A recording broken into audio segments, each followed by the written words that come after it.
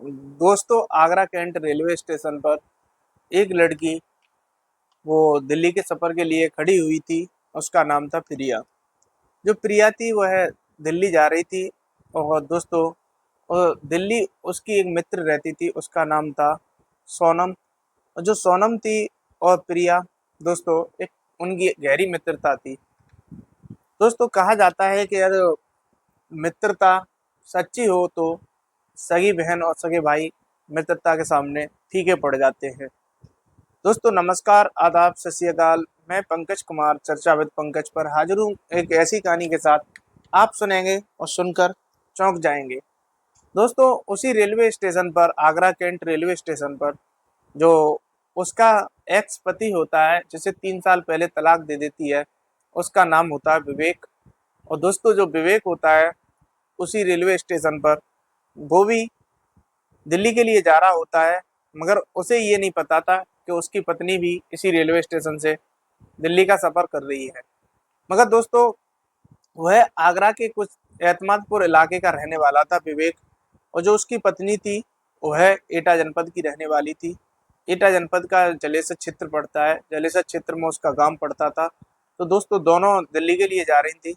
मगर किसी को ये नहीं पता था दोनों में से कि मेरा पति भी या मेरी पत्नी भी।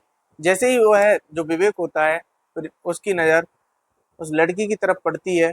और जब उसकी एक्स वाइफ होती है उसकी तरफ पड़ती है तो वो चौंक जाता है।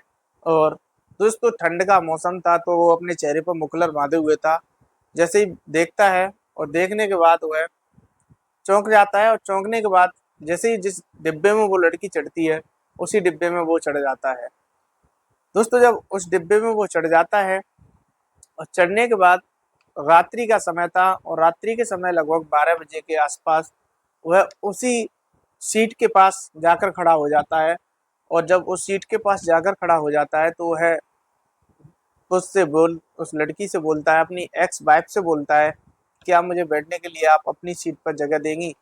जब अपनी वाइफ से बोलता है तो एक्स वाइफ से तो, मगर उसके चेहरे पर मुखलर बधा हुआ था, तो वो उससे कतई साफ साफ शब्दों में मना कर देती है। जब मना कर देती है, उससे पहले वो वहाँ से देख एक दृश्य देखता है तो वहाँ 3-4 लड़के जाते हैं और जाने के बावजूद वो कहते हैं बैठने के लिए और वो इनकार कर देती है। दोस्तों, जैसे ही ट्रेन की गति थोड़ी तेज होती है तो ठंड का मौसम था, हवाएं ठंडी चलने लगती हैं। और जो विवेक था, विवेक ठंड में अपने आप में ठंडा ठिठुरने लगा। और जब ठिठुरते हुए विवेक को देखती है तो वो बैठने के लिए कह देती है। दोस्तों, जब बैठने के लिए बोल देती है तो विवेक उसी सीट पर बैठ जाता है। जब उसी सीट पर बैठ जाता है तो उसके पास जो लड़की थी, उसके पास उसकी एक्स वाइफ वह सफ़र में अपने लिए एक चादर लेकर गई थी। क्योंकि दोस्तों, ठंड का मौसम था तो चादर उसके सिर से रखी हुई थी। विवेक की जब ठंड दूर नहीं होती है, वह ठंडता रहता है, तो वह उसे अपनी चादर दे देती है। दोस्तों, जब चादर दे देती है तो चादर विवेक लपेट लेता है। और जब चादर लपेट लेता है, लपेटने के बाद वह विवेक पूछता है कि आप कहाँ की रहने वाली हो और आप किस क्षेत्र से आती हो। तो जैसे ही जैसे उसके बारे में सारी जानकारी लेने लगता है, जब सारी जानकारी लेने लगता है, सोनम बता देती है कि मैं जलेसर क्षेत्र की रहने वाली हूँ और मैं दिल्ली के लिए जा रही हूँ। वहाँ पर मेरी एक मित्र रहती है, उसका नाम है नेहा, और नेहा ने मुझे वहाँ पर बुलाया है। मगर दोस्तों, उसे ये कतई नहीं पता था कि नेहा जो थी इसी विवेक की एक कपड़ा की कंपनी थी, उसमें काम करती थी। मगर दोस्तों, वह पूछती जाती है। पूछने के बाद उसके पास लंच होता है। जब लंच बॉक्स खोलती है तो खोलने के बाद वह कहती है लंच बॉक्स की कि इसमें से आज खाना शेयर करती है विवेक की तरफ। तो विवेक खाना खाने से बिल्कुल इनकार कर देता है और कहता है कि मेरे पास जो लंच है मैं उसे लेके आया हूँ पहले से, ऑलरेडी मेरे पास लंच है, आप अपना लंच खा लीजिएगा। मगर वह ज़्यादा जिद करती है तो विवेक उसके लंच को शेयर कर लेता है। दोस्तों, जैसे ही मुखला खोलता है तो वह देखकर चौंक जाती है और कहती है कि आपके घर पर सब ठीक ठाक तो हैं। जब माता पिता का हालचाल पूछती है तो विवेक कहता है कि आपको माता पिता से हालचाल को पूछकर क्या लेना देना, आपने तो मुझे छोड़ ही दिया था। मेरे समय को, मेरी स्थिति को देखते हुए आप मेरे घर को अलविदा कह चुकी थी। तो दोस्तों, वह वहाँ पर ही उसी ट्रेन में दोनों के बाद जो घर के बारे में बातें शेयर करने लगे और पूछताछ करने लगते हैं और कहते हैं कि विवेक को पूछती है वो आप कहाँ पर जा रहे हैं। तो दोस्तों जब वो कहती है, जो सोनम होती है, कि मेरी मित्र रहती है, मैं दिल्ली जा रही हूँ, विवेक की कहता है कि मैं दिल्ली जा रहा हूँ। मगर दोस्तों दोनों के बीच उस ट्रेन के डिब्बे में काफ़ी बातें होती हैं और बातें होने के बाद वो है उन दोनों का जो स्टेशन आ जाता है तो विवेक पहले उतर कर चला जाता है। उसके बाद उसकी मित्र आ जाती है और वो अपनी मित्र के साथ वहाँ पर बातें करती है। बातें करने के बाद एक दूसरे आपस में कॉन्टैक्ट नंबर शेयर कर लेते हैं। दोस्तों जब कॉन्टैक्ट नंबर शेयर कर लेते हैं और विवेक की जो कंपनी थी वो दिल्ली का एक इलाका पड़ता है और उसका नाम है संगम विहार, और संगम विहार में उसकी जो कंपनी होती है उस कंपनी में वह पहुंच जाता है। दोस्तों उसकी कंपनी में लगभग 40 से 50 स्टाफ काम करता था। उसी स्टाफ में उस सोनम की जो मित्र थी वह रहती थी। दोस्तों जब सोनम की मित्र थी और विवेक से एक दिन वो अपने आप में बोलती है, विवेक जब घर पर गया था, कि मेरी एक मित्र है, उससे क्या आपकी शादी कराऊं।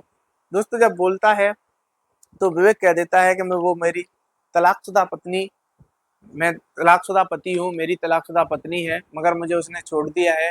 मगर उसे ये नहीं पता था कि वो विवेक से बोलती है कि जो मेरी मित्र है वो अपने आप में एक स्मार्ट है और उसका जो ग्रेजुएट है, शिक्षा का लेवल भी अच्छा है, उसके आचार विचार भी अच्छे हैं।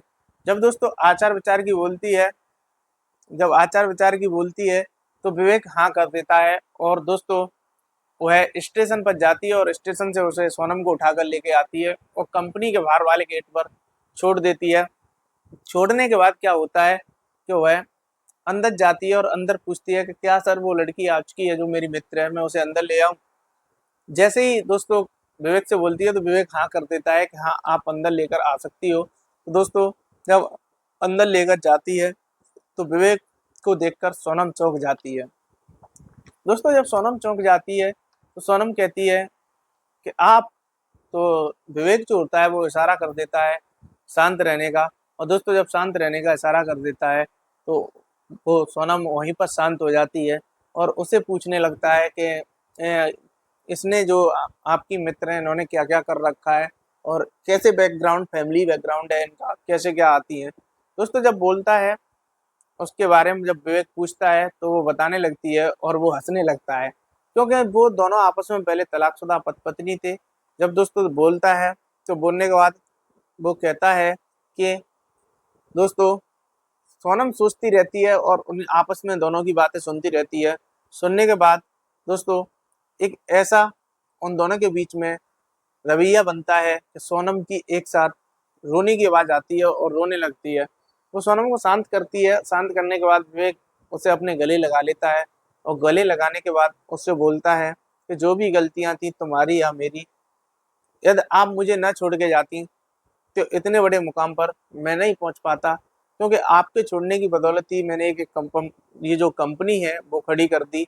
और दोस्तों वह सारे स्टाफ वहाँ पर आ जाता है और जब स्टाफ आ जाता है तो स्टाफ को वो पूछने लगता है। पूछने के बाद उसका जो वहाँ स्टेटमेंट होता है विवेक का, वो कह देता है कि जो शादी करनी है तो अब शादी कुछ ही दिनों बाद मैं दोबारा एक अच्छी तरीक़ा से सोनम के साथ शादी करूंगा। दोस्तों वो दोनों आपस में शादी कर लेते हैं और शादी करने के बाद हंसी खुशी से रहने लगते हैं।